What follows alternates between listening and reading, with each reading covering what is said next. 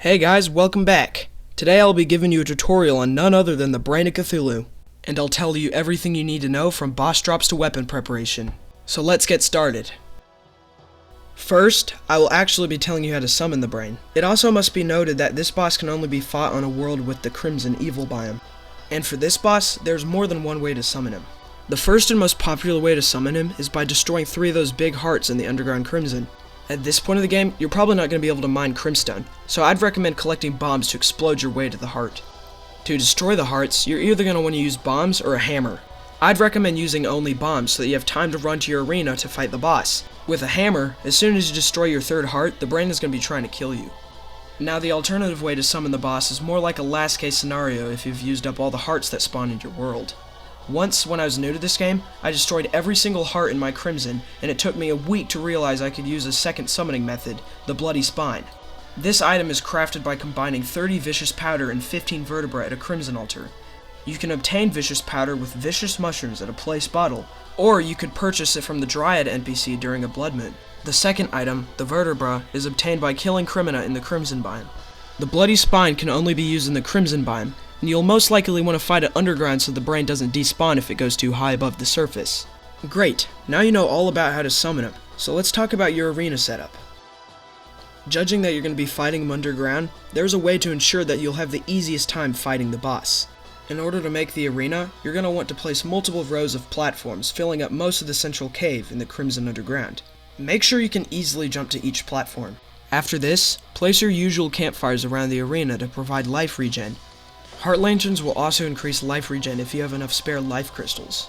The Bass statue, found in the underground desert, will give you extra defense if you need it.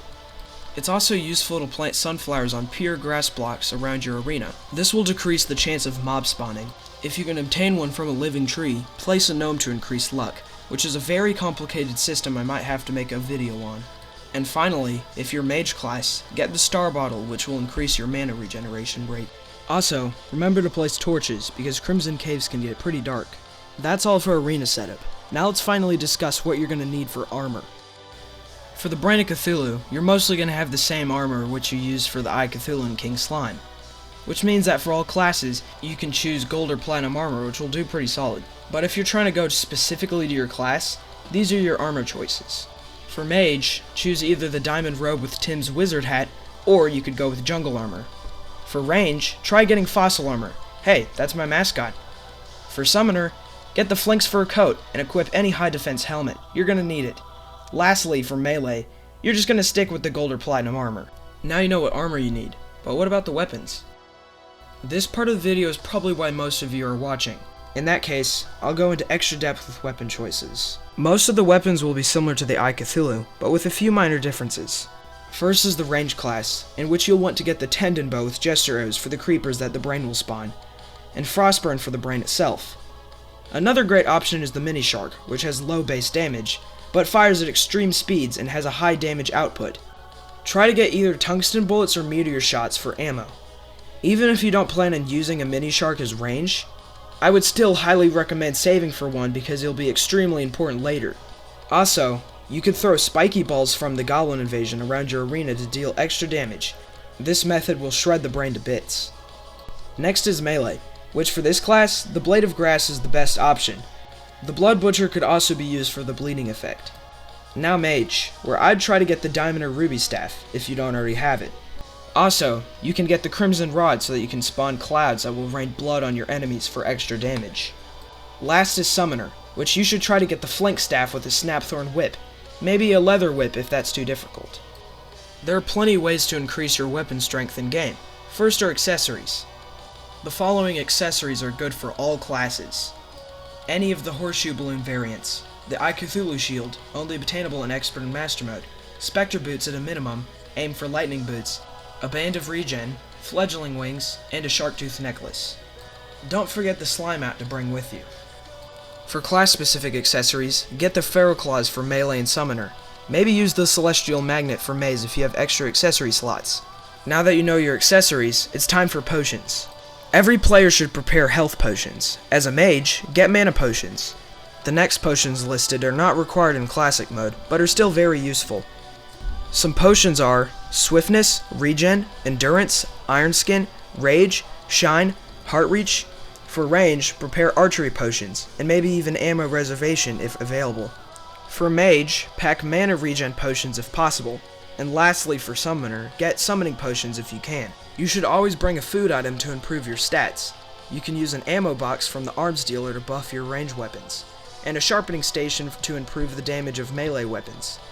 There you go. Now you've defeated the Brain of Cthulhu.